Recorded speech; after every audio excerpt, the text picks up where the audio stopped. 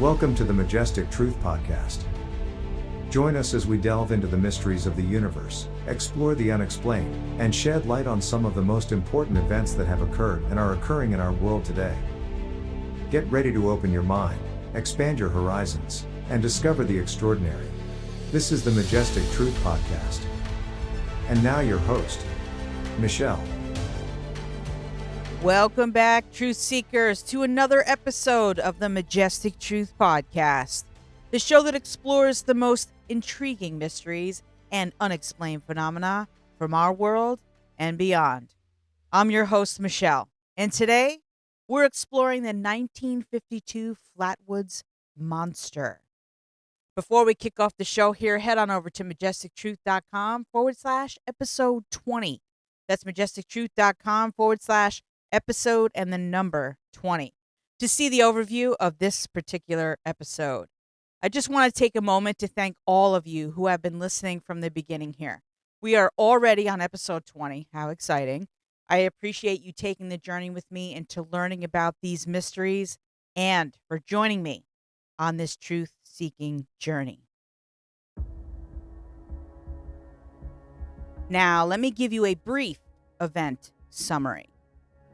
In the small town of Flatwoods, West Virginia, a chilling and bewildering event unfolded on a September night in 1952. This event would forever etch the name of the Flatwoods Monster into the annals of history and captivate the imaginations of people around the world. The incident began when a group of local children and adults, going about their evening as tranquilly as any other, suddenly witnessed a peculiar phenomenon that would shake the very foundations of their reality. Amidst the starlit sky, a streak of vibrant light erupted across the heavens, illuminating the darkness and leaving a trail of astonishment in its wake. The object, initially mistaken for a shooting star, then transformed into something far more extraordinary. It veered sharply, altering its trajectory and descending rapidly towards a secluded hill near the town. Intrigued and driven by an insatiable curiosity, the group embarked on a journey in search of answers. Pent-up excitement and apprehension filled the air, their hearts pounding with a mixture of anticipation and trepidation. Armed with flashlights to penetrate the surrounding darkness and bolstered by a potent concoction of youthful curiosity and adult skepticism, they made their way towards the hill where the unidentified object had seemingly crashed. As they ascended the hill, their footfalls muffled by the damp earth beneath them, a sense of unease began to permeate the air. The atmosphere grew dense with an unsettling mist, which seemed to materialize out of nowhere, shrouding the area in an eerie haze. The odor of sulfur hung thickly, assaulting their senses and adding to the growing unease that clung to them like a cloak of dread. Through the shifting fog, a shape emerged, defying all known conventions of earthly existence. A towering figure over 10 feet in height stood before them, its body seeming both organic and mechanical. Its elongated form was encased in an otherworldly armor that glowed, eyes radiant orbs of piercing intensity glaring from deep cavities, their gaze seemingly capable of peering into the very essence of the witnesses' souls. Fear and awe collided within the witnesses, rendering them momentarily paralyzed as they struggled to comprehend the inexplicable sight before them. The Flatwoods Monster exuded an aura of otherworldliness and malevolence that seemed to seep into their very beings, their collective consciousness grappling with a reality that was beyond their wildest imaginings. But beyond the sheer terror, this encounter would serve as a catalyst for change and reflection within the community of Flatwoods. Word of the extraordinary sighting spread like wildfire, capturing the attention not only of the townsfolk, but also of the media and even the U.S. Air Force. In the wake of this inexplicable event, investigations were launched, theories were explored, and the truth became an all-consuming obsession. Project Blue Book, a U.S. Air Force initiative tasked with studying and documenting UFO sightings, deployed its resources to unravel the mysteries of the Flatwoods Monster. The scientific community grappled with the unexplained, struggling to fit this bizarre encounter into the limits of human understanding. As the glaring spotlight of scrutiny descended upon the humble town, the people of Flatwoods found themselves thrust into the forefront, balancing on the edge between curiosity and skepticism. All right, so let's load up some newspaper articles. The first one is from the Hinton Daily News from Hinton, West Virginia, from Tuesday, September 16th, 1952. Now I have a voice actor loaded up here to read to you the highlights from this article. Wheeling residents report giant monster. Police today blamed reports of a gas-breathing, green-eyed monster in the Vineyard Hill area on the active imaginations of residents, and one said the only green-eyed monster I ever saw was a jealous woman. The monster was reported sighted near Sutton, West Virginia Friday night, and since then, anxious residents of the Vineyard Hill housing project have flooded switchboards at the police department here asking for confirmation of the reports. The Wheeling Intelligencer has also been plagued by calls to confirm that a 10-foot monster from another world was roaming about the community. Police said one person asked if it were true that the horribly burned body of a woman was found on Vineyard Hill and whether a policeman had been burned mysteriously on his arms. At Sutton, Mayor Byrne said he thinks he has the answer to the monster mystery. Byrne, who was publisher of a weekly newspaper, came to the conclusion that what 7 people saw on a hillside at Flatwood was vapor. He surmised that the vapor could have been left by a meteorite which reportedly passed over the area Friday night. The stench which the monster witnesses reported on the hillside could be attributed to a combination of the vapor and some strong-smelling wheat which he found there, Byrne said.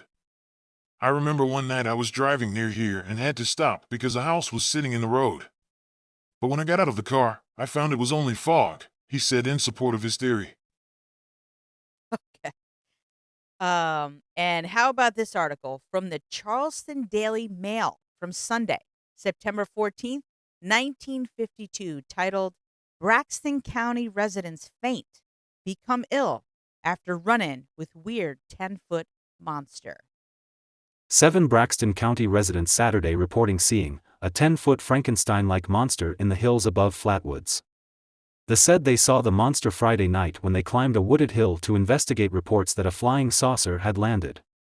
Mrs. Kathleen May, Flatwoods, said she and 6 boys, including a 17-year-old member of the National Guard, started to search for a bright object which her 2 small sons said they had seen come down.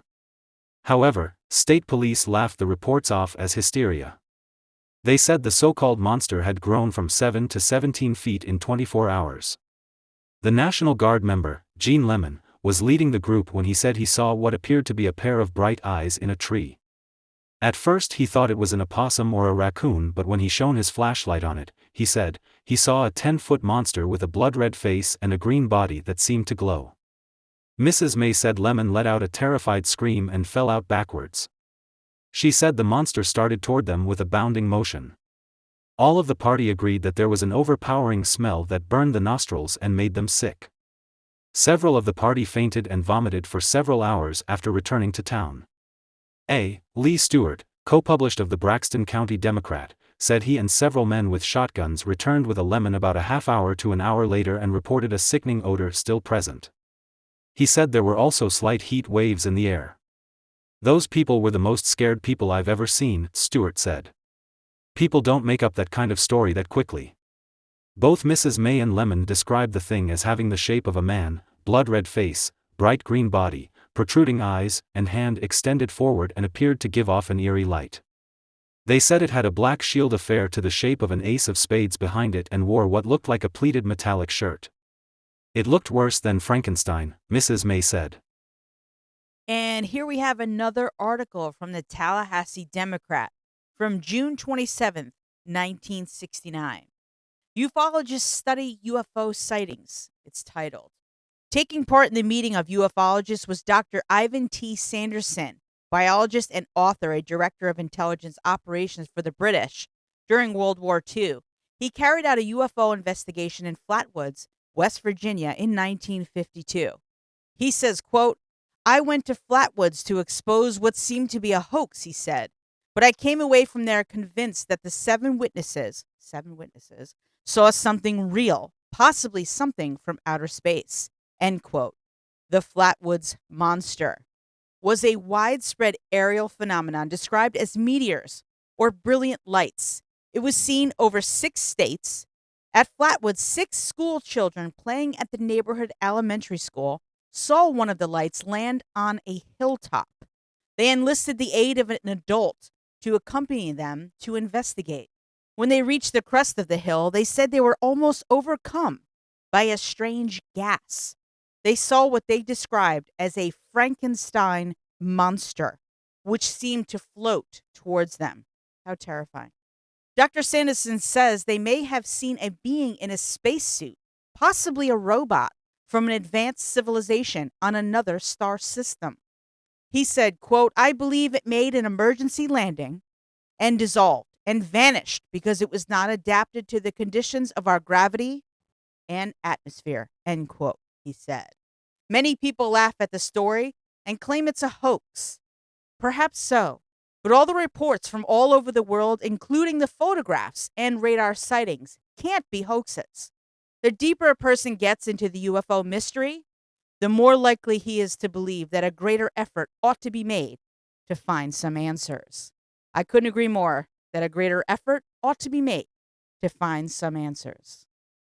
So some of the explanations offered include, as quoted from the Wikipedia article for the Flatwoods Monster, after investigating the case in 2000, Joe Nickel of the Committee for Skeptical Inquiry concluded that the bright light in the sky reported by the witnesses on September 12th was most likely a meteor, that the pulsating red light was likely an aircraft navigation or hazard beacon, and that the creature described by witnesses closely resembled an owl. Nichols suggested that the witnesses' perceptions were distorted by their heightened state of anxiety.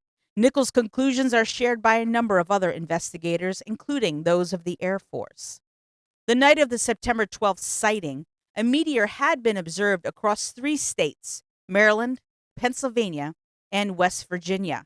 According to Nichols, 3 flashing red aircraft beacons were also visible from the area of the sightings, which could account for descriptions of a pulsating red light and red tint on the face of the supposed monster. Nichols concluded that the shape, movement, and sounds reported by witnesses were also consistent with the silhouette, flight pattern, and call of a startled barn owl perched on a tree limb, leading researchers to conclude that foliage beneath the owl may have created the illusion of the lower portions of the creature, described as being a pleated green skirt. Researchers also concluded that the witnesses' inability to agree on whether the creature had arms, combined with May's report of it having, quote, small claw-like hands, which extended in front of it, also matched the description of a barn owl with its talons gripping a tree branch. According to skeptic Ryan Haught, even though local boy Max Lockhart admitted he had driven around the site hoping to see something in his Chevy truck, paranormal investigators concluded that the track's oily residue and bits of a rubbery substance must have been left by the creature and not the truck. Haught explains nausea reported by some of the witnesses as a symptom consistent with hysteria and overexertion. Now today, officials in Flatwood erected a welcome sign which designated the town as home of the Green Monster. The town also commemorates the legend in its annual Flatwoods Days Festival. Located in the town of Sutton, the Braxton County seat, is the Flatwoods Monster Museum, which is dedicated to the legend. The Braxton County Convention and Visitors Bureau also built a series of 5 tall chairs in the shape of the monster to serve as landmarks and visitor attractions. The Bureau rewards visitors who photograph all 5 chairs with free Braxy stickers. In the end, the legacy of the Flatwoods Monster is not just about the creature itself, but about the human fascination with the unexplainable. It represents our innate desire to seek answers, to explore the mysteries that reside at the edges of our comprehension.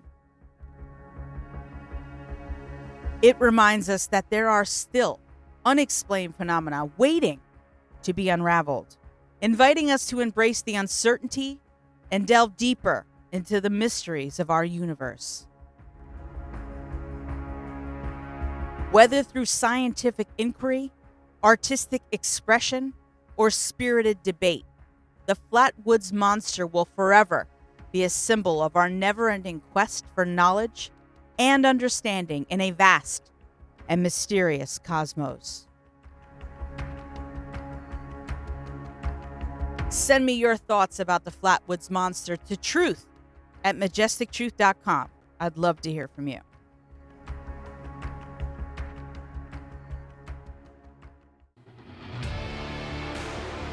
All right, Truth Seekers, that concludes this episode of Majestic Truth and our first season. For more information on this episode about the 1952 Flatwoods Monster, visit majestictruth.com/episode 20. I hope you've enjoyed exploring the depths of the unknown with us this season. Remember, the pursuit of truth and the quest for knowledge are ongoing journeys. So stay curious, stay open-minded, always follow your dreams, and keep seeking those answers. And if you have your own theories or stories to share about UFOs and other conspiracies, reach out to us on social media or email us at truth@majestictruth.com. I want to wish everyone happy holidays and a happy new year. We will be back in 2024 with our second season, with topics ranging from the disappearance of Malaysia Flight MH370, more monthly motivation mastery, the Kecksburg UFO sighting, the Rendlesham Forest incident, and more. Thanks for joining me for Season 1, Truth Seekers. I'm grateful for every listener and humbled by every subscriber. See you in 2024. Until then, keep your eyes on the skies, your mind open, and remember, the truth is out there. For updates, behind-the-scenes content, and a chance to engage with fellow truth seekers, stay connected with us on social media. Find us on Twitter @TruthSeekerPod, Instagram @Majestic Truth Seekers, and TikTok @Majestic Truth Seekers. Thanks for listening.